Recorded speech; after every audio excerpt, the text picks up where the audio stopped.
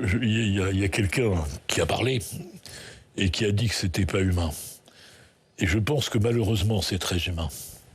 Et donc, il faut s'interroger toujours sur la capacité de l'homme à commettre de telles atrocités.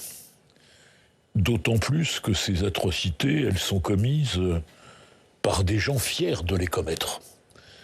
Et donc, on se dit que quand on sort, il faut éviter d'être dans la haine.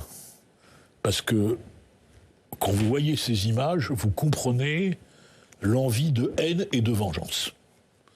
C'est ce que disait notamment Aurélien Pradier, votre collègue député LR, qui disait que lui, il n'avait pas voulu y assister parce qu'il avait peur, du coup, que ça fasse naître un sentiment de vengeance. Écoutez, je ne vais pas commenter M. Pradier, ses états d'âme et sa capacité, ça ne m'intéresse pas. Mais est-ce qu'il y a ce risque qu'à la vue de ces images, il y a un sentiment de vengeance? Il y a toujours le risque que les gens, voyant ça, se disent « Eh ben, on peut raser Gaza, ça pose aucun problème ». Quand vous voyez, par exemple, les gens revenir avec le corps d'une gamine, avec un cadavre, et la foule de Gaza piétinée, oui, vous vous dites les assassins et leurs crimes sont fêtés et glorifiés. Donc ça vous entraîne forcément dans l'idée tous coupables.